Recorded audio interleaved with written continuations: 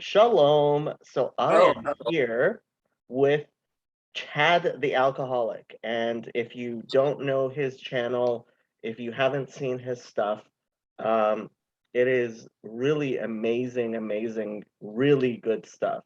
So when uh, I did my little trip, the fishing trip, when I got to meet up with Grim Grizz, and basically his he thinks that one of the greatest things that's happened to Bridges of Meaning is your stuff, and I have to agree with that. that's ridiculous, but he's quite the character, eh? He Is he is, he is. is he like that in person? He is, yes. He's very, I would say he is the same in real life as he is on video. That's Which, yeah, I mean, I think most of us are the same. sure. Although I'm guessing you don't wear that mask in real life usually. No, no, I think it'd be awesome though if I did. But like right now, like the air conditioning is in the living room and the kitchen and that, and we're in an apartment, and right here I'm just boiling, and I love it. But yeah, Well, no, I don't wear the mask. I did when I recorded a little part for like ordering a Vegemite sandwich to save my father from the belly of the beast. But that was really weird because there was a lady, like I was sitting in the lane at the McDonald's, and I'm like trying to time this right, and I'm hoping that this kid has a cool response to my stupid question, and I'm looking to my right, and there's a lady in like a Durango in the other lane because they got the 2-lane ordering thing, and she's looking at me laughing, and I'm thinking, I wonder what's going through her mind, because this would be just bizarre. But yeah. well, you have. I mean, obviously, you're dressed up. You have a persona, and like even that statuette you have in front of you. Yeah, I I like this. I don't. I mean, when we were talking earlier, you were saying that these things just come to you, and it seems that it's very ad hoc. And honestly, I I am shocked to hear you don't really do as much editing as I thought you do, because frankly, it seems to me like your production values are so much higher than anything I think I could produce. You'd be surprised, man. I mean, that was the thing. I was like, when I first started doing it. And first of all, before I forget, there's a guy on the Discord. I don't even know I know his real name. I won't say his real name, but it's his name is like Penakadoosh or Pecan Noon or something. I call him Pecan or whatever, or Cracker Cow or whatever at the end. He's like I'll tell you the quick story about how this happened. So I made the very first one I made was I'm sitting in front of my television, and there's no editing, there's no nothing. And then I was talking in like one of the Bridges of Meaning chat rooms, and he was in there, and he says, "Hey man, I can make some edits for you." And I was like, "Really?" And he's like, "Yeah, no problem." And so the second video I made after the showering video, which I think is hilarious, but the second video, the second news video I made, he did all of the editing. I sent him like a simple like whatever, I don't know what they call it, a script or the treatment or whatever. This will go here. I'm going to say this clip comes blah blah blah. It was like that, and he worked with me. He did. It was awesome. And so he really is responsible for kind of igniting the spark that I had. And the whole idea initially was to help bring people to the Bridges of Meaning Hub channel, partly because I like the attention, and the other part was I was hoping maybe people would be able to find some content if they were looking for audiobooks that were for free, or interested in looking to into this or into that. There's like playlists like crazy on there. But so then I got to a point where he had been late on delivering one of the news things one day, and I'm not talking crap about him. This is just the truth about what happened. He is very busy, and I was thinking, I can't. If I want to do this, I can't really like rely on somebody. I don't want to have to rely on somebody delivering on a time frame that is insane, basically. So I want to do it myself. So I went out and I found this silly app called InShot. It's for free. You can pay for it and it opens up more tools. And I just started working with it. And the more I started working with it, the more that was revealed in the actual app itself. And it's really simple. And I had worked a little bit with some recording stuff when I was in a band, back in the day. So pretty basic. So I mean, for doing my channel, I'm now streaming on Twitch and on YouTube and on Rumble. And what's Twitch? What are you serious? Mm-hmm. So Twitch is what the young folks use these days for streaming. It's okay. Mostly I think it's game streaming, but Okay. so Pastor Tanner has his channel on there and he gets good engagement, and so cool. I decided, hey, let me try this as well. And I haven't gotten many people watching on there. Some people are watching, but I got to meet this, well, Benjamin. He's started to stream on my channel as well because he knows his Hebrew very well. Yeah, I And think I saw the guy. say that again? I think I may have seen him on your channel. Yeah. So he's streamed a few times. Right now he's trying to get things battened down so he can stream some more.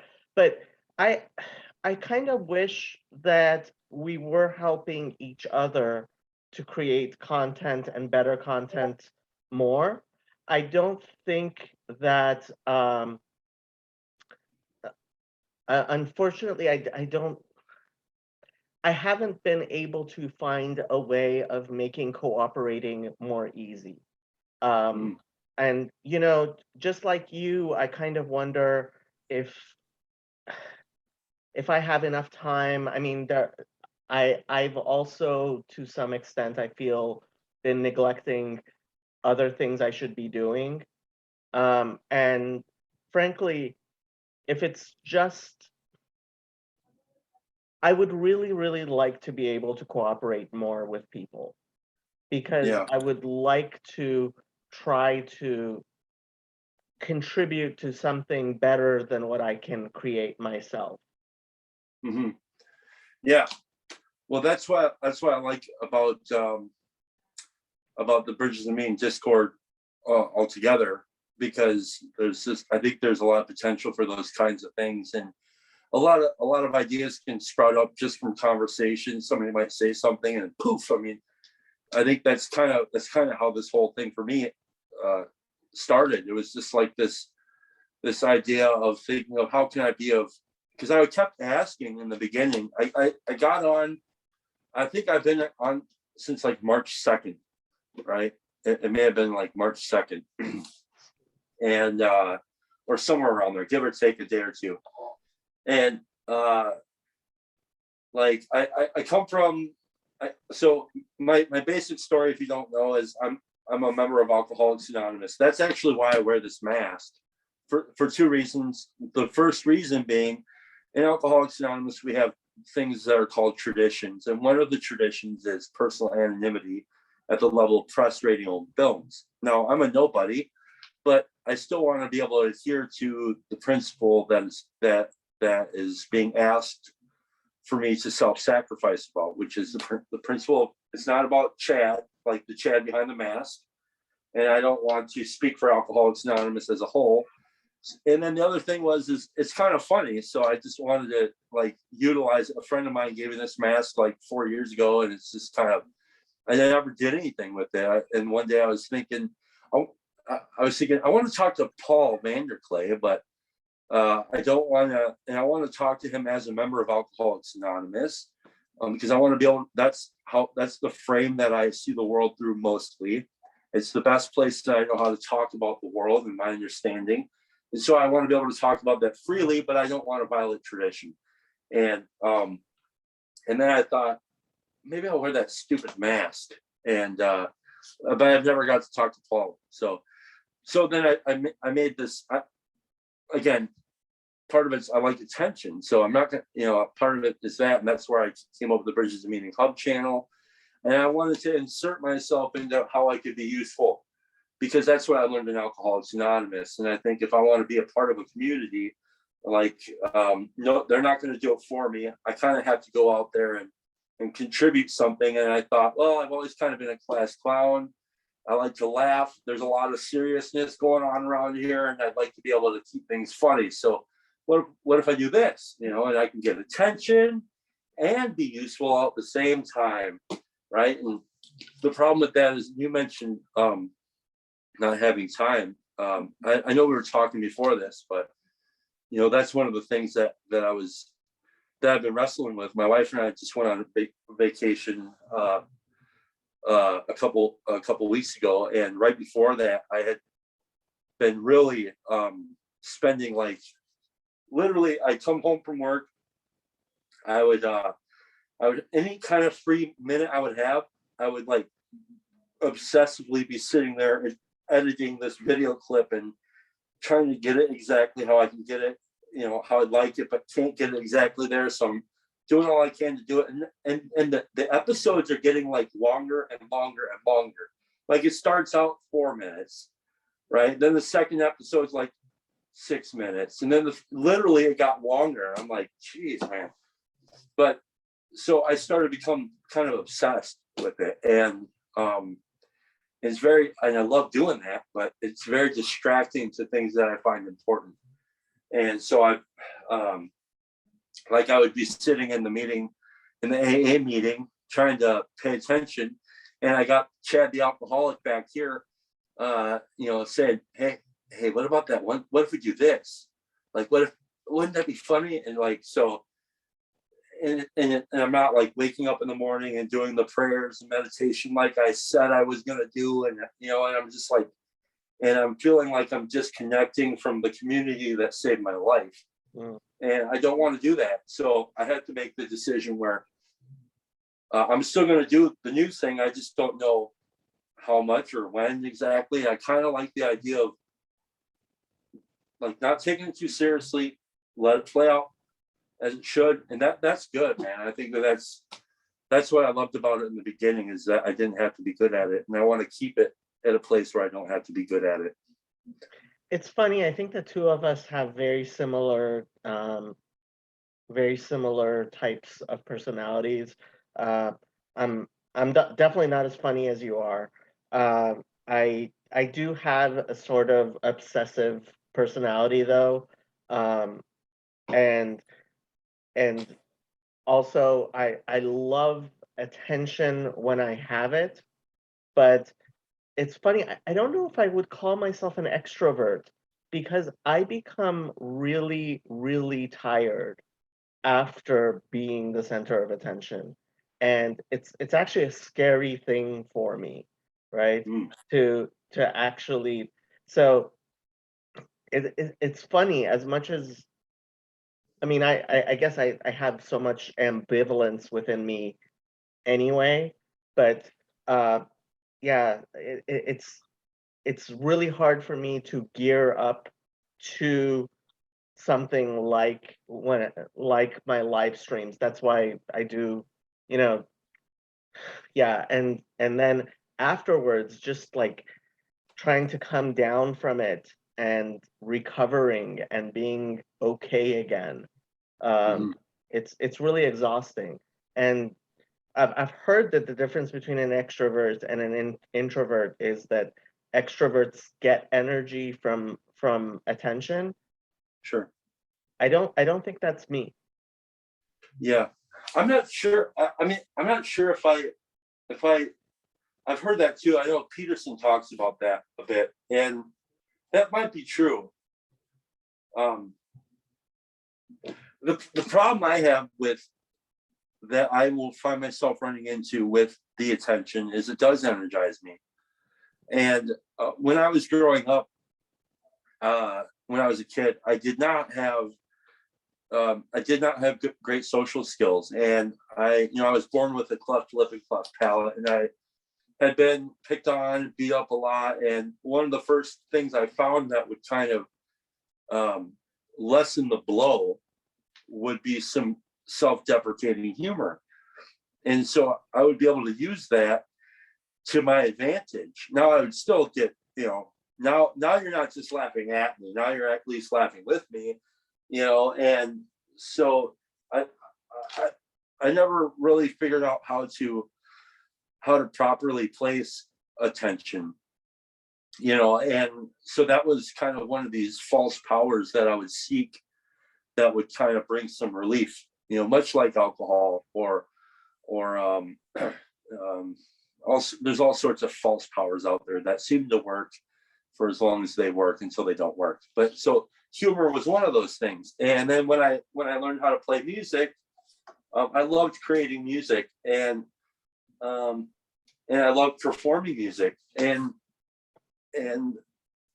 I never really knew how to properly handle the attention, right? And so it was always kind of unhealthy. It's kind of like back when I'd always been a little bit overweight, and then at the height of my drinking, like right up near the end there, I was like 200 pounds. Which, so like right now I'm like 280 pounds right now, right? So I'm like really, I'm thinking I'm looking like awesome, like look at me, like yeah. Right? And my eyes are sunken in and shit, and my pardon my language, sorry about that. So like I'm thinking I look awesome, and my friends are like, bro, you need to eat something. Your body's probably literally eating itself, right? Like, and so I never knew how to handle, I never really understood how to properly, or I'm not understand, but execute proper living. Yeah. So attention and all this different stuff has always been just something that I just misuse. And so I want to be careful of those sorts of things. There are people out there who can do it just fine, and that's awesome. And I wish I could, but you take that mixed with neuroticism, and you got a bad mix, man. Right.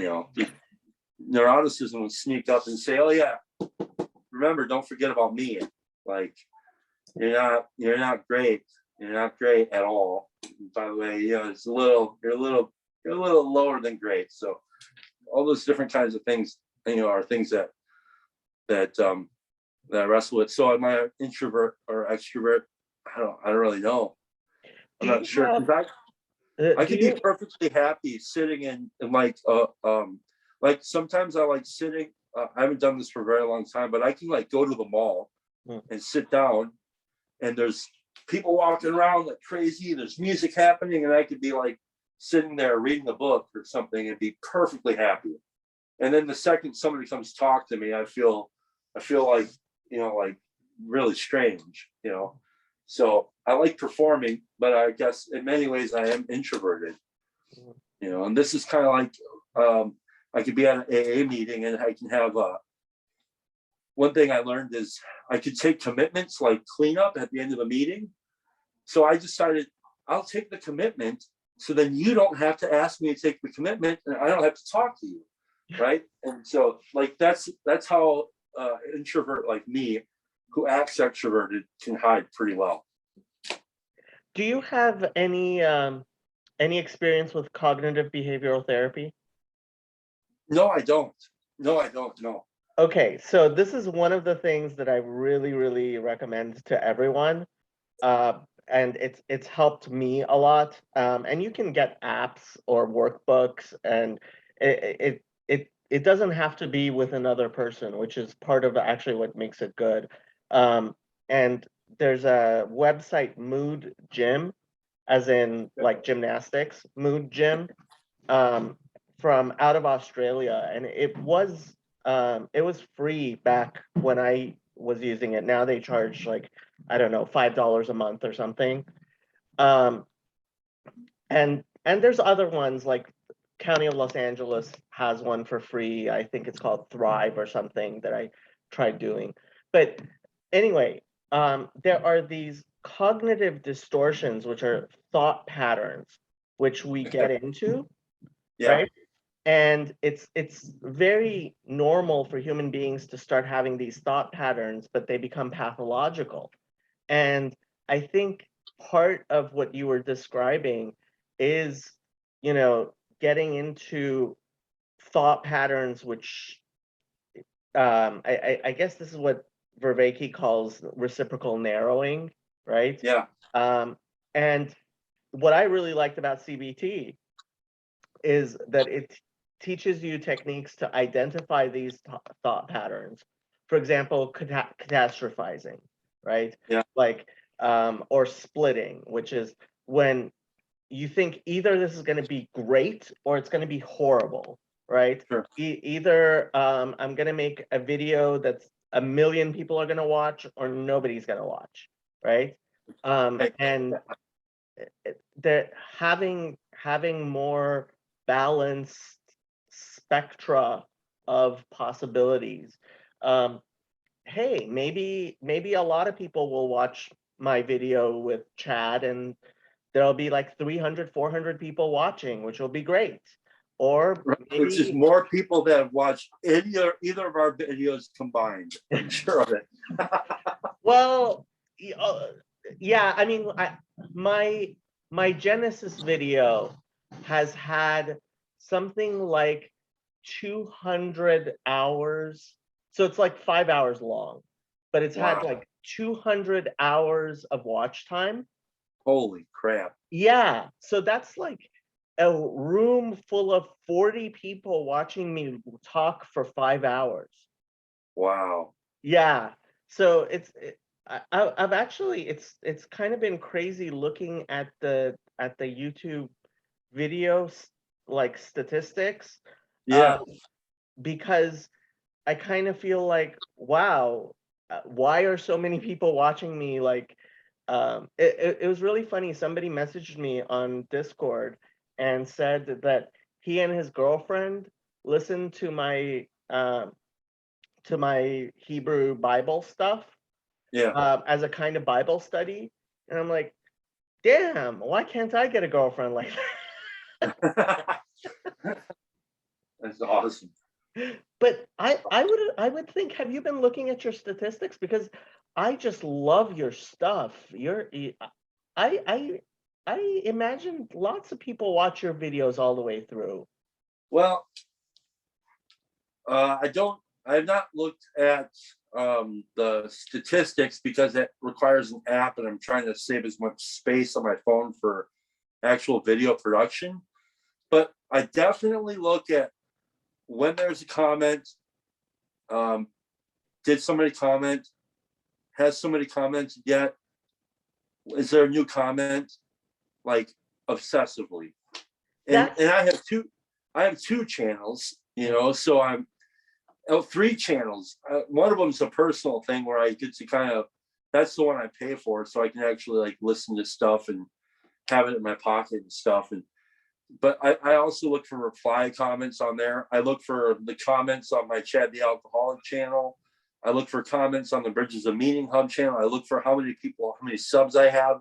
In fact, the past week, I lost 2 subs. I went from 22 subs to 20 subs in like, I don't know, like one day, and there was just 20 subs. I'm like, what? It's probably this garbage that I've been putting out there.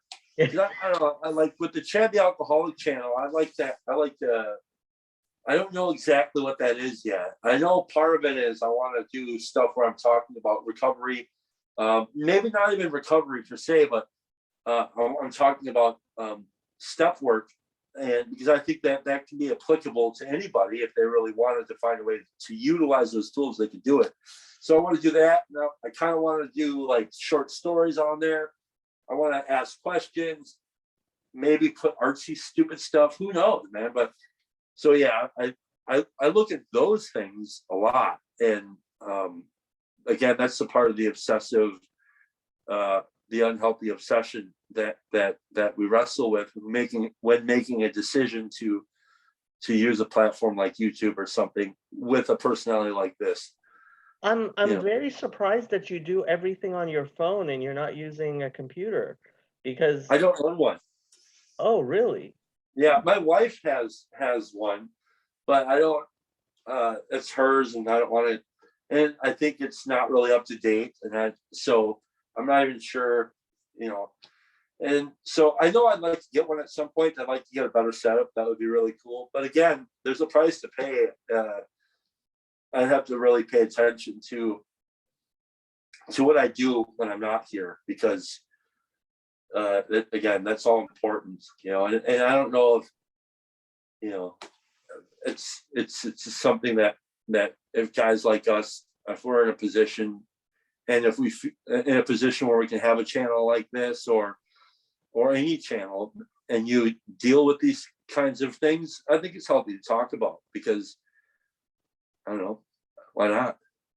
Yeah, I when I got 100 subscribers, I invested in equipment. So I actually bought a computer that had a graphics card, and I bought a microphone and a camera, um, and because really, I mean, it was like, okay, so there's there's a good, I would say, dozen people who regularly watch all my stuff, and my conversations tend to get, I don't know, 50 to 100 people, it seems, actually like watching. Yeah, So um, I felt like I should invest in it more, but I do have to say I kind of feel like there's there's a lot of wasted effort in me gaining the skills to work with OBS, which is the streaming software I use, and you learning the skills with the app that you're using. yeah, And I just wish, well, first of all, I would love, and that's why I asked Benjamin if he wants to stream on my channel, and when he gets finally set up, hopefully it'll be a regular thing. And Rabbi Joe, I also would love, once he finishes his dissertation, uh, to have him on my channel a lot. I I just I just wish, and this is part of, do you know Gavin? Gavin. I think I've seen the name. I'm not sure if I've listened to his or any of his stuff. Yeah, so he got kicked off of Bridges of Meaning. He he's my type of guy, less Joey's type of guy. And so Gavin, he has this channel, Hero LFG, looking for group, right? Okay. And he's really into this idea, and I am too. And Sally is the person who actually introduced us. You know Sally, right? Sally Cooper. Yeah. Yeah, yeah, So, you know, we both really want this idea of us working together to make things better to actually take off. And I'm speaking to Cassidy soon, and she's sort of trying to make that happen as well. But it just seems to me that if we were working together as a community, we could, I think we could put out very high quality stuff, right? sure. And I mean, so many of us have channels. Charlie has a channel. Father Eric has a channel. Um, I like I yeah. Chris Baku. I like his channel a lot. Yeah, so I've watched some of his stuff, especially the stuff you're on.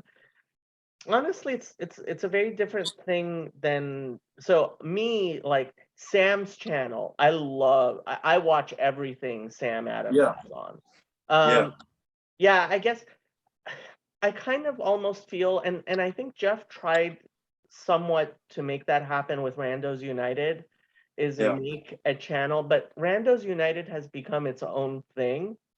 yes, Um, so I wasn't ready to announce this yet because it's not really ready to announce, but one of the things that that Gavin and I have been working on is a website where people would be able to send emails to Paul Vanderklay, yeah, and us as PVK fans would be able to like comment on and vote up or down and categorize things and maybe get this thing together where as a community we could kind of make it possible for Paul to um, to deal with more emails, but just anything where we're able to contribute. And this is actually one of the first things I ever said to Eric Weinstein, and he hasn't been able to make it happen. Is I said to him, Eric, all we want to do is contribute. We want to help make things better. And yeah, I think that's true of pretty much everybody in the community.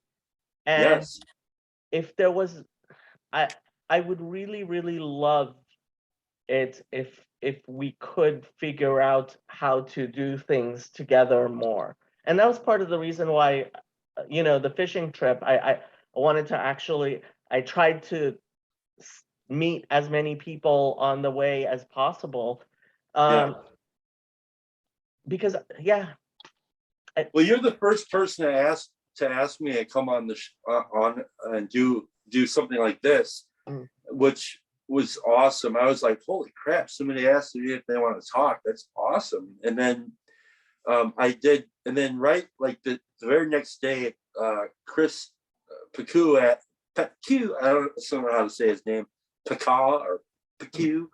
He asked me, and that was the first one that I'd ever done. And then I tried to interview Catherine, and that like I had to cut a lot out of that video because I was so nervous for some reason.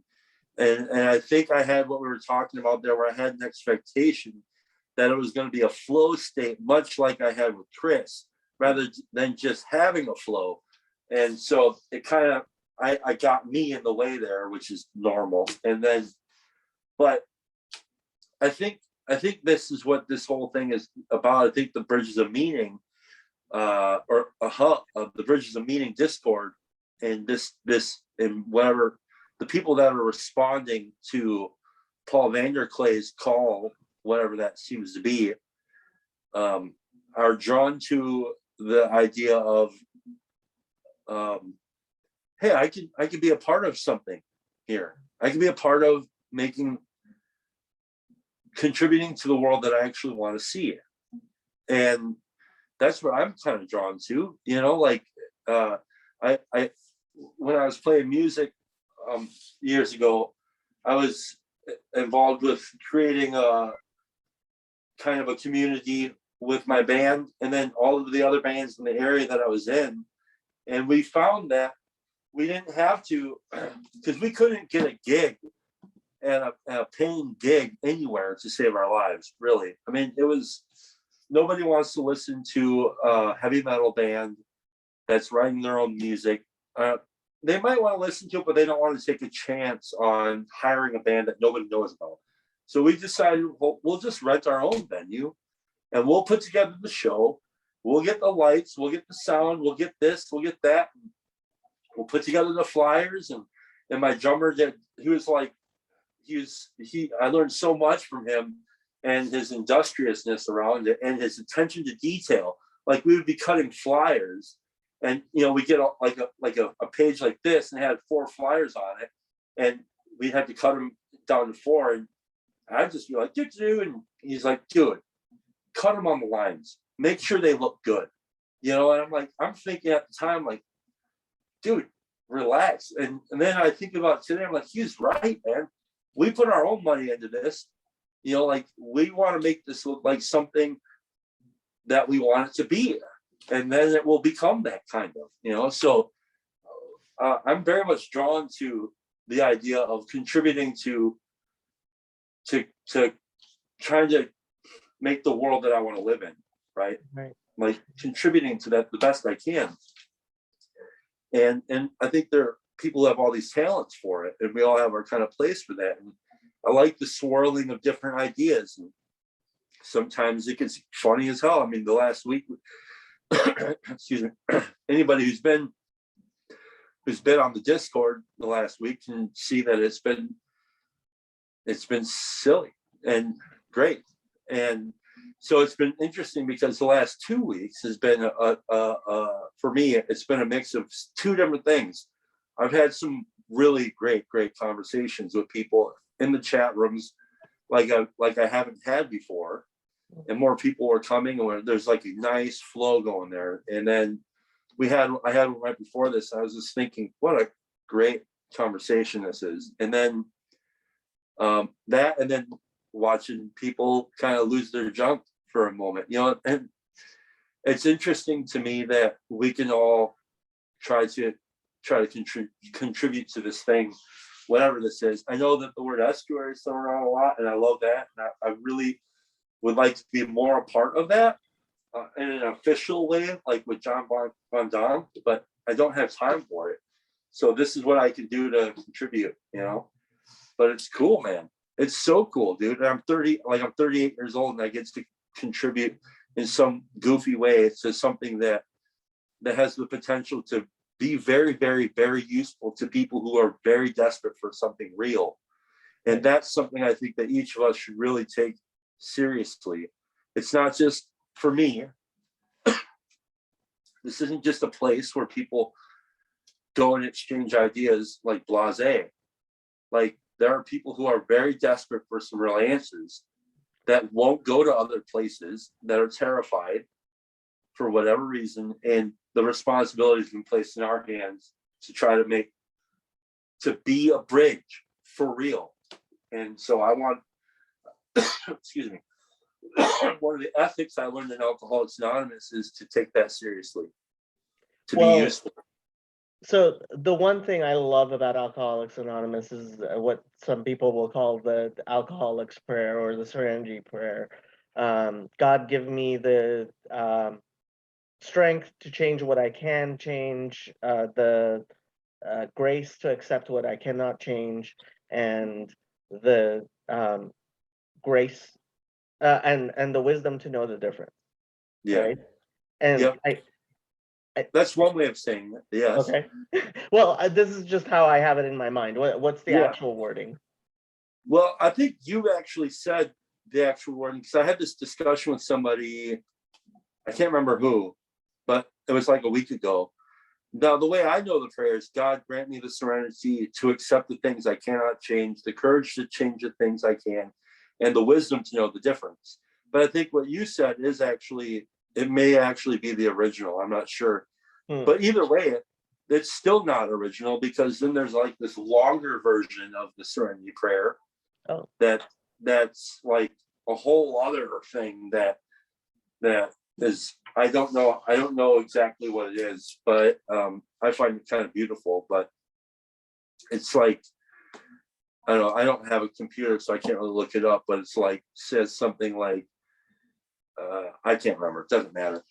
Anyway, it's just really good. I was really surprised at how much, when I first started looking into the Alcoholics Anonymous, and there are other things like Overeaters Anonymous and all those stuff. I was surprised at how much religion. I mean, it's definitely not atheistic. No. But what it is, I think, and I did some writing about this. I don't know, did you got a chance to read some of the stuff that I posted this morning and yesterday, last night? But I wrote about this. So, okay, Alcoholics Anonymous was was formed in 19 and nine. The two members, co-founders of Alcoholics Anonymous, were divinely put together by accident, basically, in 1935. And they tripped over a solution that worked, right? And the weird thing about it was, up to that point, this is how I understand it. Up to that point, there had really only been one movement before that called the Washingtonians, and those people helped alcoholics. They were alcoholics helping alcoholics, but then they ended up fracturing, and just like they were up to like 100,000 members. This is way back in the they ended up fracturing because they got into abolition and stuff like this, and so they got all their political views, and then they fractured, and then they just boom, they're gone, right? And so up to this point, really, there's been no other like kind of real systematic answer to the problem of alcoholism. So if you're a real alcoholic, like the real deal, right, where you can't stop when you start and you can't stay stopped, right? If you're that guy, then you are screwed, man. You may be lucky enough to have some religious experience that would change you, right?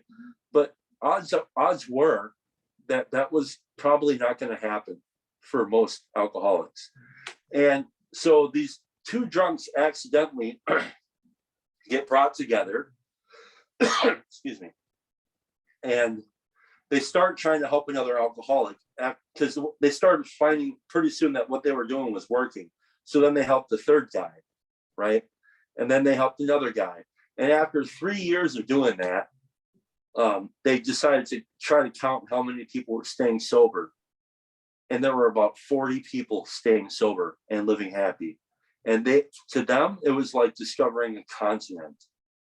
Like, so think about that, right? It's like they were mind blown that people were actually staying sober after 3 years, 40 people. Right. Like, it's ridiculous. So then they decided we can't do this word of mouth thing because we're not big enough, and the actual thing will get messed up, and we want to have a consistent answer. So they said, well, we could write a book, and they had all sorts of other plans, but they decided a book for now will be good enough. And the two alcoholics that met, they came from a movement called the Oxford Group, and they were a Christian movement in the 20th century. And the Oxford Group were, I don't know exactly what they were, but other than some Christian movement, it was kind of they didn't have steps or anything like this. They had 4 absolutes, which was like absolute purity, absolute, I can't remember all the absolutes that these folks had, but they provided a seed for these alcoholics, and these Oxford groupers were meeting in groups, and they were helping. And what ended up happening is one of the co-founders of Alcoholics Anonymous, after some time getting sober, he decided that we can't be a religious group, because we're going to shut the door on people who are desperate that need an answer, and we can't require them to believe in anything at all. We have to leave this is all on them, but we can provide some propositions of our experience, right? And so that's what they did. They wrote the book. And the book was written by somebody who never wanted to be a writer, but the book is beautiful, and the guy ends up becoming a prolific writer. Like, he writes, there's so much that he wrote. It's awesome, and it's great writing. I think it is, anyways. Anyhow, so they start doing this, and they start sharing this with people, and all they did was write, here's what we did, this is what worked for us. If you want what we have, it's free for the taking, come get it, and it's really simple. And so that's it. And the religious aspect of it is that the two co-founders, one of them was Christian his whole life, who could never really, he claims he never really could really, well, he couldn't, his Christianity wasn't keeping him sober. And then the other guy was atheist or agnostic his whole life, and who ends up having a spiritual experience. And then later in his life, his spiritual advisor would become a guy named Father Ed Dowling, who was a Jesuit priest out of St. Louis, and now this guy, Father Ed Dowling, apparently he said that he never, in all of his professional time as a Jesuit priest, never really could say to himself that he believed in God the way that he felt he should. And it wasn't until he saw the drunks actually seek God where he saw it work. So anyways, the idea is, it's an idea of humility. That's all it is clearly I don't have the answers. If I did, I would have already changed. These people over here, they seem to have found an answer, so I'm going to do what they did, and then continue to try to pursue that, and then that changes me from the inside out. And so that's the religious idea, I guess. Yeah. Where did you write this stuff up? Where did you write it? I posted it in the Gen 2.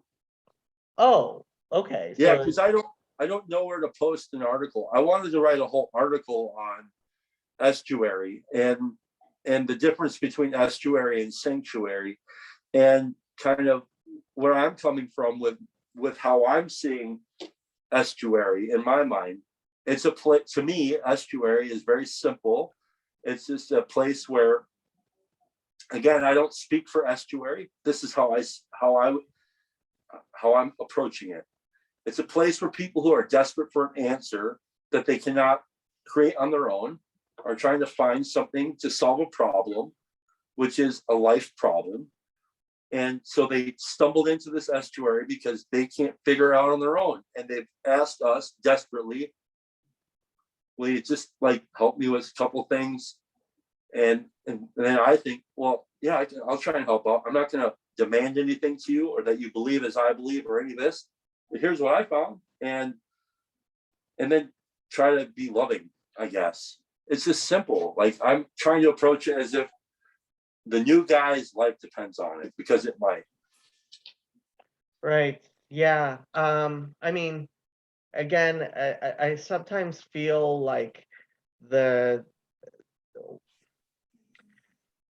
Joey said that he liked the fact that Discord, if you walk into it trying to do the archaeology, right, there is a time factor. There's no, oh, well, go look back there. But to some extent, as opposed to a forum, which does have that type of threading to it. But I don't know. I mean, there's just so many different technologies and ways of relating to people, and I think we don't have it figured out very well, and we're not, for some reason, being more connected with people than we ever were has also made us more divided, which is really strange and weird, and I don't know why. Yeah. Yeah. Well, everybody wants to be heard. I think in a world that's more connected than ever, many of us were raised, like I said, I was raised in a Hollywood setting, where I'm kind of taught that in a roundabout way that I'm important and or I should be happy and I should want this and want that. And so our values, my values were not well formed. I think my parents did the best they could, and I think that they meant well and stuff, but it wasn't I think when if my wife and I have kids, I think I'd like to do it differently because, well, part of it is I have different tools than my parents had, and I'm more aware of things. And I'm grateful for the experience I've had because I can try to bring that into into parenthood. But I think that's what a lot of this is, though. Like, and so, like, when you take somebody who is selfish and self-centered, and I don't mean that in a pejorative sense, I just mean like in a reality, like I'm aimed at me, protecting me. Like, that's how I am. I mean, I think that's how we all are. The problem is I go to extremes with these sorts of things, and I suffer from a spiritual malady, which is a malady of separation between God and a separation between my fellows, a apartness of being differentness, and then also a specialness. So got all that crammed up together, and then you throw this thing, this phone, and all this technology, and like the fact that I can have the largest library on the planet at the palm of my hand, several of them, several libraries, palm of my hand, right? And then I have a broadcasting device that you will listen to me, or at least I think you will. And then and then you add that selfishness on top of there, and that self-centeredness on top of there, and then I'm just one person, right? So we got all this going on, and with poorly formed values, or even just kind of some distorted values. I think you got all sorts of crap that's going to happen. This is where the division happens. Part of my concern is actually I am more concerned with the people who I think are not as likely to speak up. I'm the mouthy Jew, right? I say what I think, and I do speak up, and I am concerned about the people who are lurking, because as far as I know, the majority of the people on the server just lurk. They don't, and when you're in a real life situation with people in the same room, you can always tell, and I was talking to Jeff about this, you can always tell who's just sitting there intently listening and not saying anything, and you can invite them to come and speak and be more a part of the conversation, so that we can get to know them better. I am very concerned with the people who are part of this community, but they're in invisible parts of this community, and the fact that cyberspace allows them to be so invisible. What are you concerned about with them? I think it's quite possible that there are people who want to be noticed, and they're just afraid to speak up. I think there are people who have questions and are afraid they'll look dumb. I think there are so I have a big problem with the people who think that being expressive is the same thing as understanding, right? I'm sure you've heard people say, well, if you can't teach it to somebody else, then you obviously don't understand it very well yourself.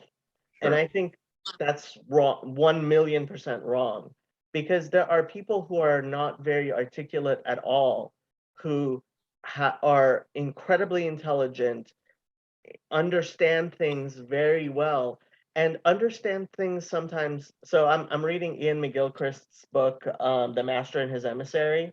Yeah. Right? And so language skills are in our left brain, right? Yeah. And we have this whole mute hemisphere on the right, which it's not about talking, it's more visual, and it's, and I think we're probably missing out on a lot of things that people can contribute, and even, I mean, just slipping through the cracks. Um, if I'm having a problem, usually I'm able to reach out and say, I need help. And I think I, I worry that there are people who could use our help in on the server who are just too quiet. Well, yeah, you're speaking my language here. I mean, this is again why I think that now I don't like the idea of enforcement of rules, because what I like about the BOM is that I call them non-rules rules. Like, they're not written down anywhere. There's a certain, you know when you kind of cross them, and you might even be let known if you cross them.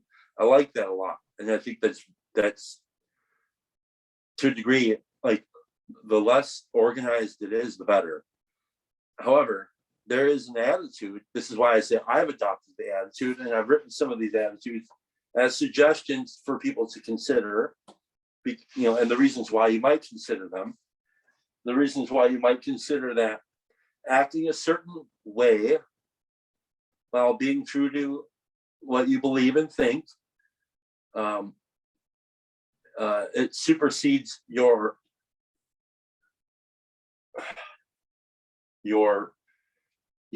like strongly held beliefs and how they need to be heard. Because sometimes that needs to happen too, right? And there's a place where you said it's in the forum, and I agree, right? Like, that's a good spot for it. It's awesome that that's there. However, I think again, a lot of those folks that are there, well, there's like almost 2,500 people, maybe more, that are members of BOM, and I think I see maybe 50 of them active, right? So yeah, there might be 2,400 people lurking. I doubt it, but because I'm a part of other Discords too, and I get their announcements and stuff, and I don't drop in much, and maybe that's what's going on. Maybe BOM is mapped territory. Doesn't matter. I still have adopted the idea that I need to try to adhere to a principle that maybe somebody else's life depends upon how I treat and act in the world. And so I need, in AA we call it attraction rather than promotion.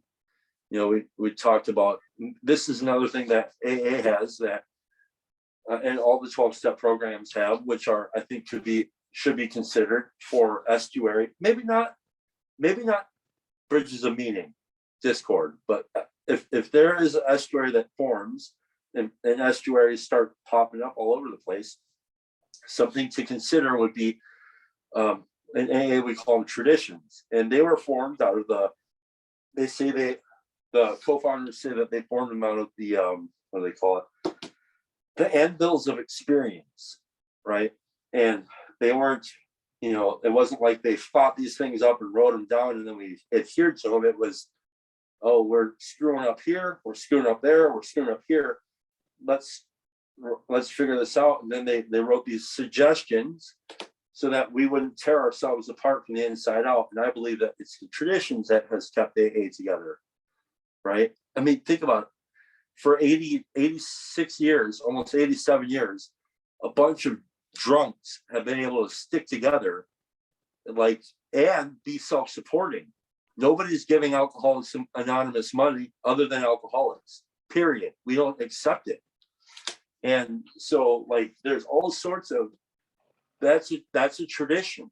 We don't accept outside money because we don't want to be polluted by outside money, right? Yeah. We as members vote on the rules that happen here. There's no hierarchy there either. We decide as a group what's going to happen, and that's how it happens.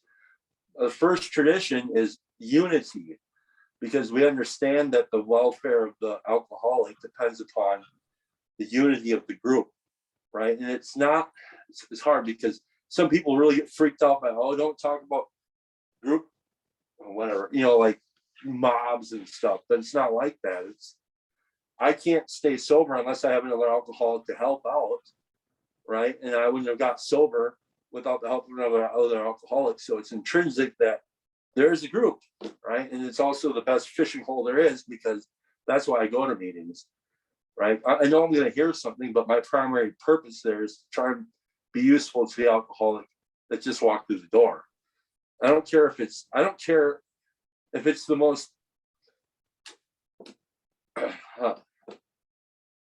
like, I don't care if like Joseph Stalin walks through the door and says, I'm dying of alcoholism, I need help.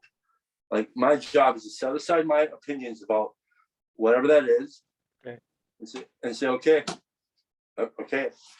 And then when the moment he doesn't want to work anymore, good, that's on him. But he asked me for help, and my job is to say okay, and then try to be useful.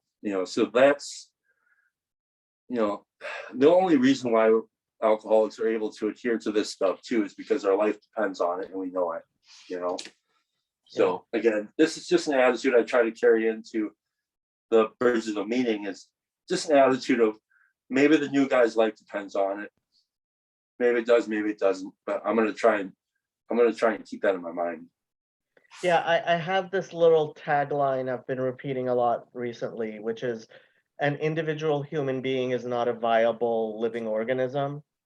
I as much as I value individualism, and I think that honestly we are a group of individualists, I think it's become a little bit pathological how much independence, like you were talking earlier about, raising kids with a certain ethic, right? I don't know if you're familiar with Charles Murray or not. He's kind of controversial. He co-wrote The Bell Curve. Okay, Um, I'm the and IQ dude. yeah. So one of the things he talks about is that the most successful people live by a certain ethic, but they're not willing to share that ethic, teach that ethic, say to other people that these types of things um, will result in you being more successful. And that has left a lot of people out in the lurch. I think there's a lot of people who feel like they don't know how to, and I think that's why Jordan Peterson is so. It's funny, like he's most of the stuff he says is cliche, but it's so controversial to say the cliche things that he says, right? Right.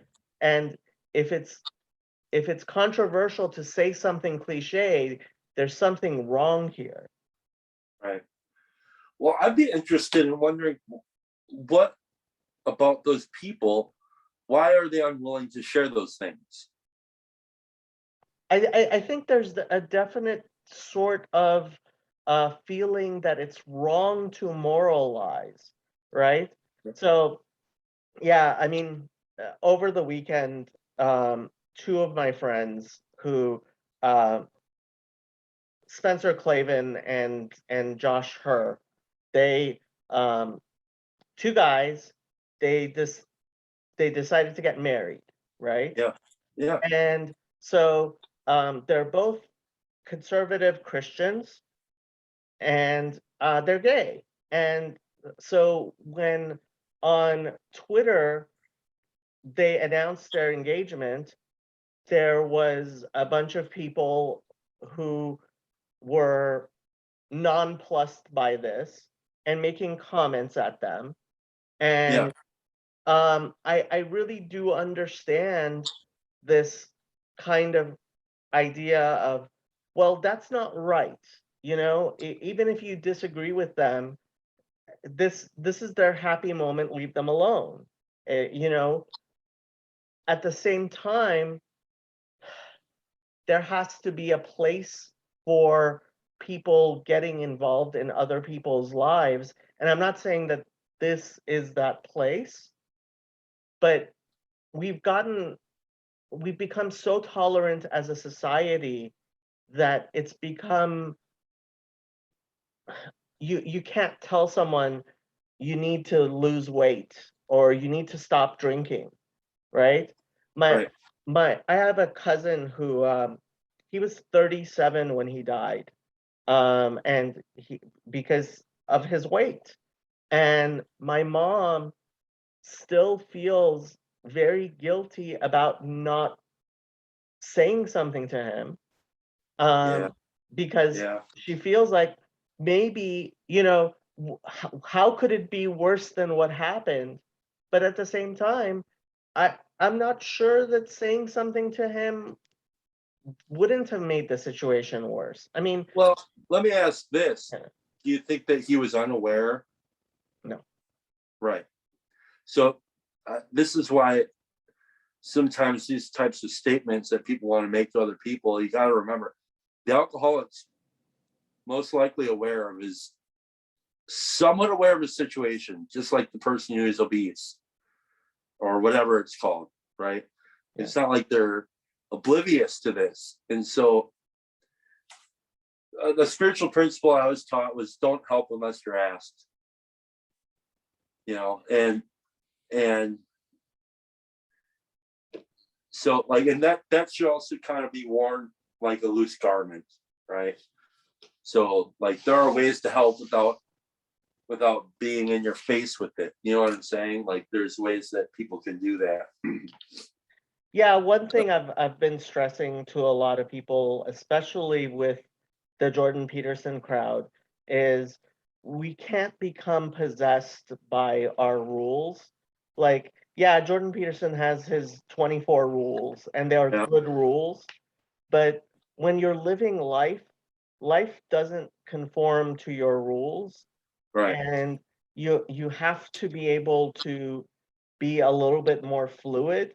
And I think, I mean, it all goes back to the stuff that Ian McGilchrist says in The Master and His Emissary. Like, we've become very, very left-brained, and the left brain is about explicit rules and divisions, and this is right and this is wrong, and there isn't that betweenness that the right brain offers you, which is, you know what, I need to be fluid with the situation, right? Of And course. yeah.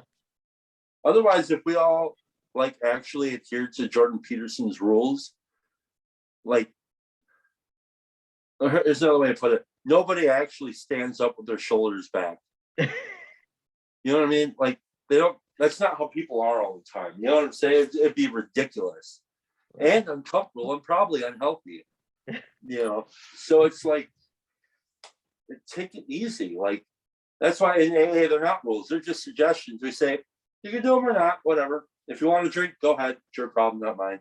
If you want to help, we're here for you. It's all good, right? So, yeah, man. And those people that Bell guy, Campbell is Murray. Murray, You're yeah. saying, yeah, that those people who are very successful are unwilling to talk with others.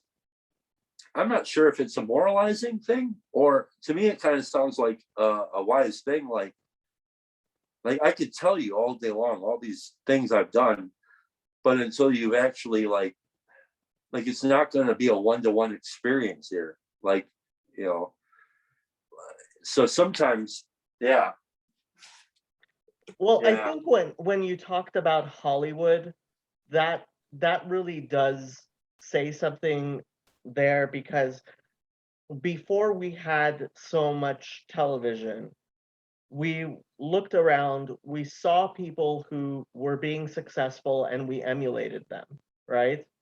But Yeah. At church, now we we probably. look we look in the television and we want to emulate the people in the television, but what is being shown to us is not real, and it's Right. not realistic, and it's the person who goes to work every day, on a regular basis with a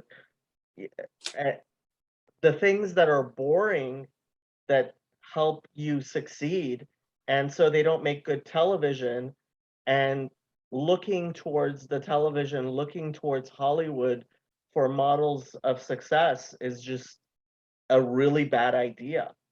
Yeah. Well, and I think having a having a, a, a proper idea of what success is vital too. like, because to me, success doesn't necessarily mean, my job or the money I make or the house I own or that stuff. It's like, it really is a peace of mind thing. And the reason why I say that is that if the idea of success, if at the bottom of the idea of success is my relationship, how I view the world and my place in it, and the other people in the world, right? Like how I treat others. Like there's a saying, excuse me, a friend of mine has. He says, if you want to know my relationship with God, if you want to know what that looks like, look at how I treat other people, right? And so if you want to know, like I feel like if like real success for me, my experience with success, like being happily married for the first time, being married, having yes, part of it is having a decent job that I'm actually happy with. I don't make a lot of money. I make enough money like to do what I have to do, and then and I know it's going to get better and all this different stuff. But really, the bottom of all that has been to clean house and help others. And what I mean by clean house is clean house and the inside. And so that's where success comes from. And so my whole life, I wasn't raised in a church or anything. So, and God matters weren't talked about. And I still try to approach conversations with that like lightly, because I'm not willing to say I know for sure this and this and this. Like, but so I wasn't raised in a church. I was raised a latchkey kid, basically.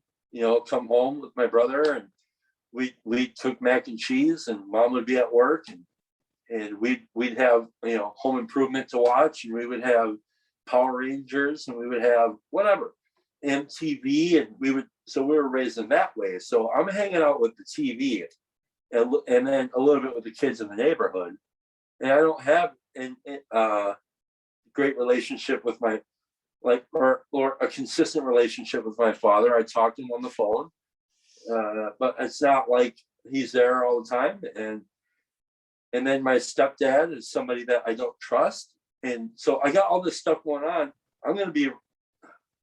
Of course, I'm going to end up the way I ended up. You know what I mean? I was working with the best tools I was given, Right. And thank God I made it out of there and haven't killed myself, because like that idea has crossed my mind plenty of times, and it's it's not a shocker to me that it's so yeah, yeah. I hear you. And honestly, I think probably a lot of people in our little corner of the internet had a very similar experience. Um, and that's why we are where we are. Yeah, we're just trying to. I think we're not doing terrible, man. We're trying to make our way out and be and try to be useful. It's strange, man. It is a strange thing, this world we live in. I don't know. I don't really know how much to go further into that, but like sometimes I just think about the weirdness of the whole thing. It's just absurd. Like I live in the 21st century. I'm sitting in an apartment right now, right? I have an electric light there. The thing is on. Behind me, there's a copy machine. Can you believe I have a printer in my house? That's insane. It's insane. Like just that in itself is ridiculously insane, right? I mean, we have two vehicles. We got a bicycle here. I got a pair of golf clubs I don't even use, right? I've used them once on my bachelor party. I mean, I have all these assembled chairs that were made in a factory. It's insane. Like all these things that just get overlooked. But no, whatever. Who cares? Don't care. It's not a big deal, right? And I mean, sometimes I think that the world we live in is it's mind blowing, and No, it's kind of a gift and it's kind of a curse. So this is what we get to work with, eh? This insane Yeah, place. I mean, honestly, I think if we were starving and we didn't have all the creature comforts we do, um, we would certainly prefer this life to that. And sometimes But I have no, to remind people of that because, it's very easy to be like, well, I wish I had the the family relationships and the type of closeness that we imagine people had 100 years ago. But to some extent, I think it's the grass is always greener on the other side, right? yeah, and the Um, greener you go, the blacker it gets. the greener you go, the The blacker it blacker it gets. gets. Yeah. I'm gonna have to think about that one. Um, Mhm. the other and the other thing is there's I think maybe we don't really know how life was when hunger was real, you Of know. course. Yeah.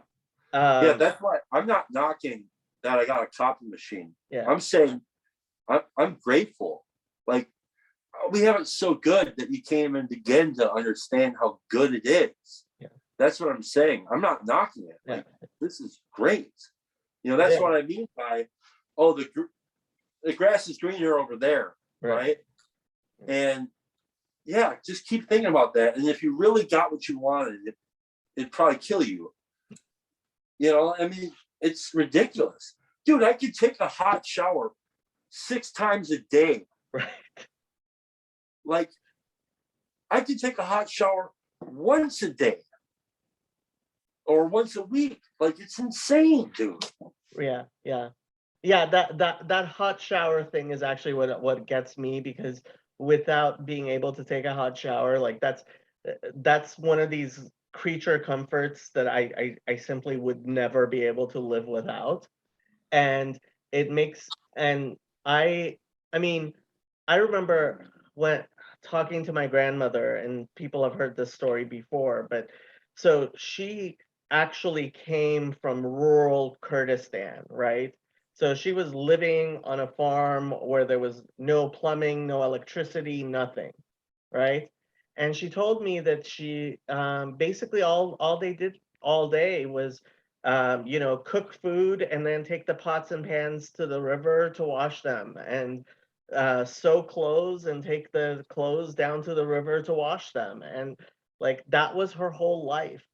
And when she moved to a city where there was a kitchen with hot water and soap, and like you could just wash the dishes right there in hot water, that she felt like it was she really felt like the world had completely changed for her, It right? did.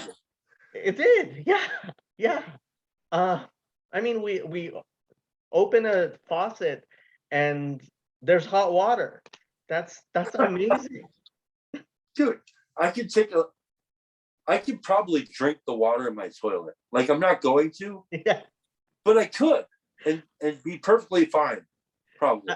As opposed to the type of water that Yeah. they had to deal with. And even when you go camping, it one of the things that amazes me is when I was uh, when we went on the fishing trip, was I kept on thinking, sanitation is a huge problem, and we have this sewer system that just takes it all away. But imagine you're living in a self-contained farm, and like you have outhouses and things like that, and you have to Yeah. deal with the literal pardon my French, the literal shit of life, Yeah. right? Which most of us, I mean, there's a reason why plumbers make so much money. Most of us don't want to ever have to deal with any of it. Yeah. Yeah. You'd crumble, man. You just crumble. Yeah. Well, let's hope that we never have to we never have to learn how good we actually have it. Yeah, I mean, gratitude is really, really important. And Paul talks a lot about that. But having Yeah. gratitude and recognizing that all the stuff that you have, it's one of those practices which, unfortunately, see, this is the thing. I don't like blaming everything on atheism, but I blame everything on atheism. And one of the things I blame atheism for is not having the appreciation when you say grace before and after a meal, right? Even if it's Sometimes, just what? sometimes, Yeah. Well, if you say it at all, right? right? As Yes, opposed to a strictly materialist life where you never say it, right? right. Where you never vocalize and think about all of the things you have to be grateful for. Well, of course, people are going to be ingrates and not realize how good they have it. Yeah. Well, I was taught that gratitude is an action. It's not. I mean, it can be like what you're saying, where I recognize, and I think and I meditate on those things, but it's better embodied in an action and trying to be useful, like because there's you can never run out of that if you don't want to, right? You can always find ways to do more of that, and I do it because otherwise I'm a POS. I'm crap, so I try to do what I can so that I know in my that because I can think about it and tell myself all day long that I'm fine or I'm good and I'm worth it. But if I'm not making these sacrifices that and make a decision to do that, I'm not going to believe it. It's just how I am, So those are and I can fall into that like that, So it Not is action. Yeah, not to get too theological on you, but I think there's something inherently wrong with this idea that you can be um, simply good in your mind or in your heart, right? And not actually perform it, not actually live it. And Right. because it's really easy to say you believe something, but it's not really real to you until you actually act upon it. Yes, it's the same principle or same idea, right? I could say I believe in God all day long, but if I'm not acting it that way, then and I believe that's true. Like just the same idea. I could say I'm grateful all day long and be a total bastard to other people, and be resentful and embody my resentment rather than my gratitude, because I will embody something. Like that's just how I am.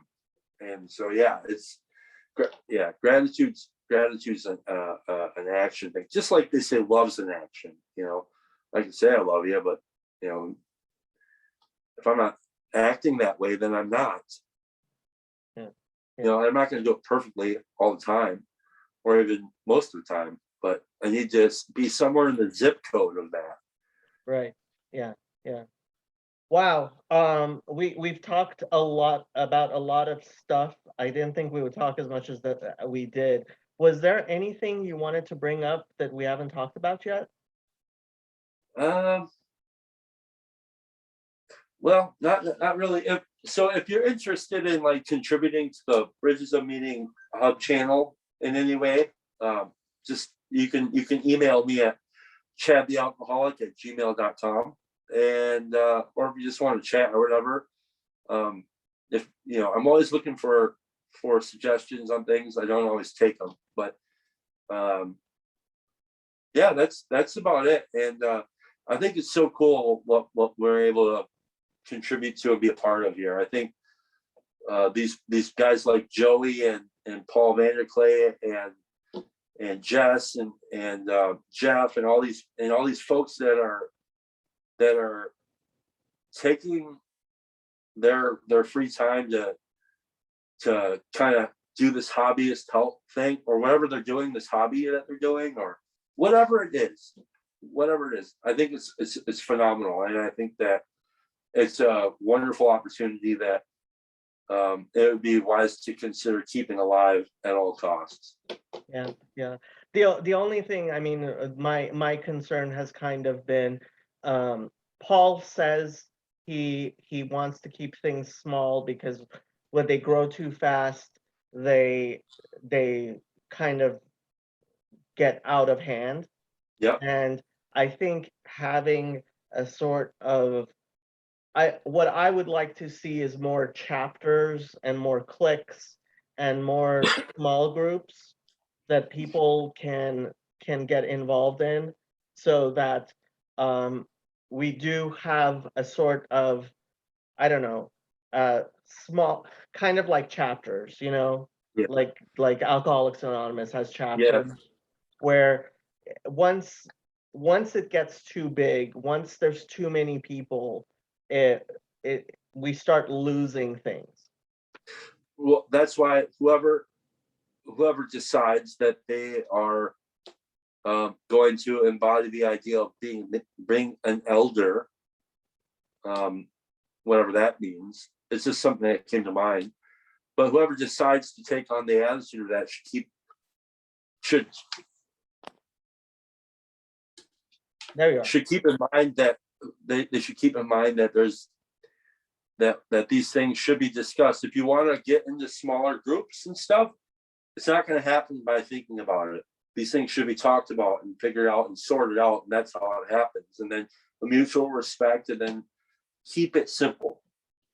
Keep it simple, and that's how I think that's how it works. So, Well, you've given me a lot to think about. It was a very interesting discussion. Thank you. yeah, I look forward to seeing more of your stuff when you have time, and hopefully lots of people will reach out to you, because honestly, I love your stuff. You're doing a lot of great work.